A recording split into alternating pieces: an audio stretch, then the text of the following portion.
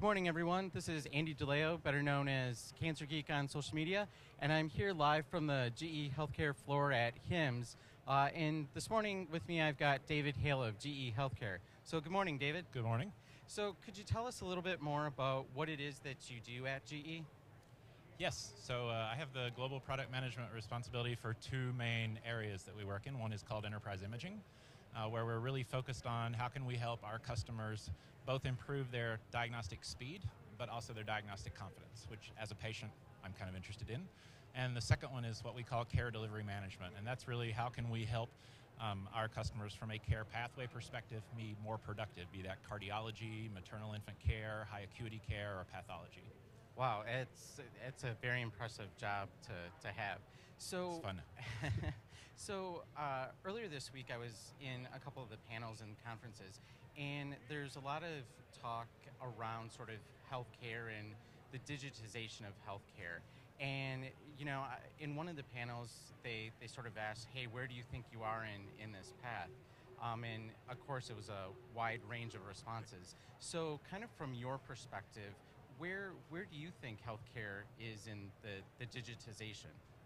I would say at the pretty early stages. I mean, if you look across other industries, just for kind of a fun data point, there's only 3 industries in the last 10, I think it's 10 or 15 years, that have made 0% productivity gains. Any clue what those 3 are, just out of curiosity? I know you're going to guess one of them correctly. So I'm going to guess healthcare. Healthcare's in there, and just for factoid at a party, if you want some trivia, the other 2 are education and the arts. Okay. So 3 industries that have made 0 productivity over the last 3 years, over the last 10 to 15 years. And so I kind of think about digitization in 3 steps. And the first step is get all of your data actually digitized. And I think healthcare has kind of moved through that process. You know, we've got the electronic medical records in place, we've gotten a lot of IT systems in place, but we kind of took what was often not a great process and simply digitized it. So now I've got all this wonderful data sitting out there, but people aren't really using. And I think we're now really at the start of the second inning. And the second inning, in my view, is how do I turn those data into actual real insights so that I can change how I work? And that's where it starts to become really interesting. And you know, lots of people talk about the cloud, and it's 20 years down the road before we ever get something like that in healthcare. And I would argue there's actually quite a bit that's actually happening right now. And if you demystify the cloud part of that up and you just say, what does that enable me to do differently? So I always like the simple example, you know, I travel a lot. My daughter sends me a good night selfie. You know, she says, "Hey, Dad, see you tomorrow," right? Or "See you when you get home." And it's literally like she clicks it, takes a picture, and it arrives on my phone in milliseconds. I don't have to know HTML. I don't have to know DICOM. It appears. My wife had a little bit of a run-in with a rock on a ski slope about a year ago, which she lost that fight with that rock. And so we went to the hospital, emergency department, took an x-ray of her knee. We got a film in our hand. We had to drive the film to the orthopedic specialist, who then said, "No, I want you to get a CT scan." We drove to another hospital where we got a CT scan, where we were given a DVD, where we drove back to the orthopedic, who put the DVD in and tried to read the image. I'm sitting there going, you know, there's got to be a better way to do this. Well, there is, and that's not 20 years down the road, that's now. We have the GE Health Cloud, and we've launched 4 specific applications that we're going to roll out over the course of this year. One of them is called Case Exchange, where literally, if I have an image of someone that I want to share, I just send a link, secure and all that nice stuff, but I send a link and now I can share it with you. If I want you to read my image and get a second opinion, I can do it. That's not in 20 years, that's now. Wow, that's amazing. So, you know, you mentioned sort of the transition points in some of the difficulties of, you know, sort of going from whether it's the collection and sort of going into this next phase as a healthcare industry or even at a patient level.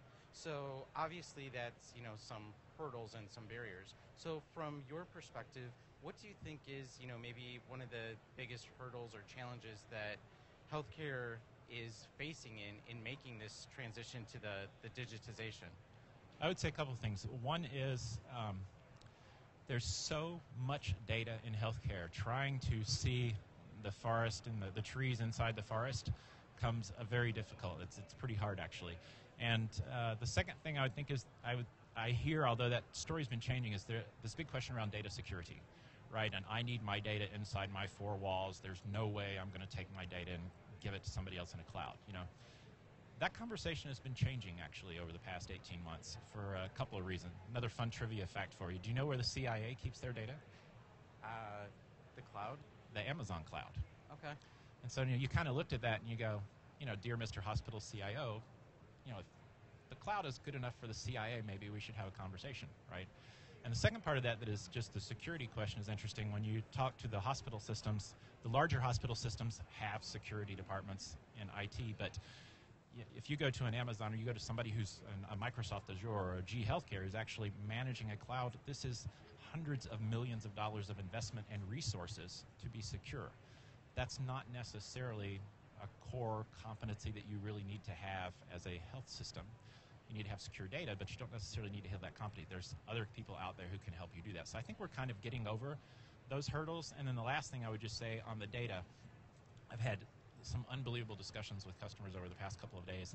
And we talk about analytics in a couple of steps. We talk about this data. I could use it to kind of look backwards and understand what happened, or I can use it near real-time data to understand what's happening right now. And then they say, and 5, 10 years down the road, I'm thinking about how can I use it predictively? Like, how can I change the way I would work because I know something now that if I would act on that now, I would have a different outcome down the road. In 5 to 10 years, we're thinking about that. Actually, we can show you stuff now. We can show you if you're bringing a patient into the hospital today and you can simply say they're male, they're non-smoker, it's the second time they've showed up in the ED over the past 3 months. I can tell you with a decent amount of likelihood probably how long they're going to stay and additional complications you should look out for. If I know that, I can actually start to take actions now to avoid those complications coming up. So yes, there's magical stuff that's going to happen 20 years down the road, but I would just say there's a lot of stuff that's happening now as we speak, and I think it's our job to help bring our customers with us. It's not a, hey, rip and replace. Yesterday you had this on-prem everything, and tomorrow we're going to show up and rip all that up and bring you the cloud. We're going to bring you on the journey with us. Well, I think that's fantastic, and it sounds like there's a lot of interesting things. But, you kind of alluded to it about the demystification of the cloud and the GE Health Cloud. So could you actually help me understand? Yeah, definitely. I would be really interested in, what does the cloud mean? Because, is it in the air? What? So, is it in the air? So they actually did a survey, and they said 51% of the common people thought that if there was a storm in the area, it could actually interfere with my cloud computing. So there's actually a lot of room to demystify the cloud. The cloud is not something that's sitting in the air. Think about the cloud as a opportunity to bring together both the data that you're trying to get access to into one central location, where I can now start to drive analytics. I can share it across different care pathways much easier.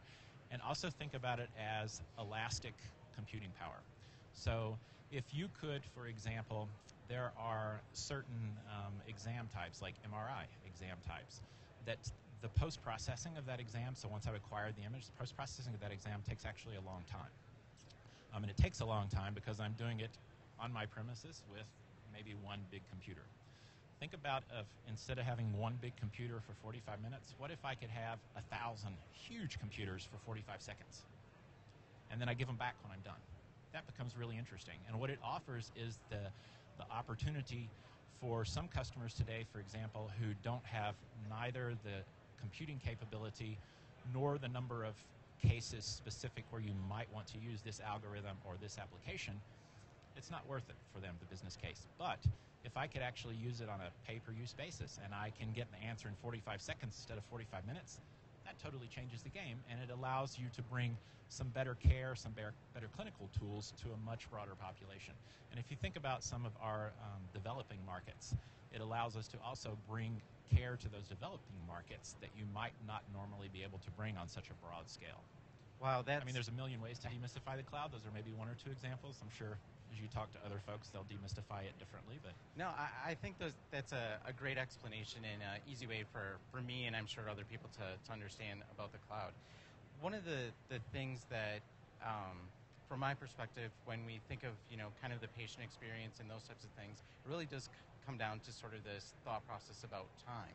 And so could you talk about maybe some other ways that the cloud or even the digitization of healthcare in general really begins to impact the patients? So one example that would come to mind would be, for example, mammo screening. From a patient perspective, your ambition is to get in the door, get a hopefully negative diagnosis, and get out as quick as possible. But if it's not a negative diagnosis, probably the most painful part of that entire process is waiting. Waiting to know what the diagnosis actually is if there's a problem, and then waiting to know what is my treatment plan if there's a problem. And I go back to the example I was showing you before. Having that capability to use additional diagnostic tools that I might not always have access to otherwise, having the ability to actually peer review what I'm looking at with other clinicians or other radiologists or other specialists, which I might not be able to do otherwise because it's just on premises where I am. In the cloud, I can share it, I can interact quickly, would allow me as a patient to get a diagnosis and a treatment plan in that example much, much faster. If I can go in the morning and I leave at the end of the day and I have my diagnosis and my treatment plan, as opposed to 3 days later I get a call back, as a patient, that's a much more improved experience. Well, that is. I mean, that really sort of resonates with me, and to me it sounds like there's just endless possibilities, but it's not necessarily about just waiting for the future, that it's here today, and there's a lot of sort of tools and resources and wins that really deliver and impact the patient with positive outcomes, so that's great. So, any closing thoughts or words before we say goodbye to everyone out there on social media? I think probably I love healthcare IT, and I love it because I think I have 2 daughters, and I think about the healthcare system that they're going to have to live in when they grow up, and the current one that we have, it's not sustainable. Healthcare IT can't fix it on its own, but there's honestly no way you're going to fix it without healthcare IT. And I just find that highly motivating reason for getting up and coming into the work in the morning. And I think, you asked about where are we in the process. I think we're at just the minute, very beginnings of seeing things that we can do. And I think the next 10, 15 years just is going to be phenomenal. I think we're going to make more progress in the next 10 to 15 years than we probably made over the last century.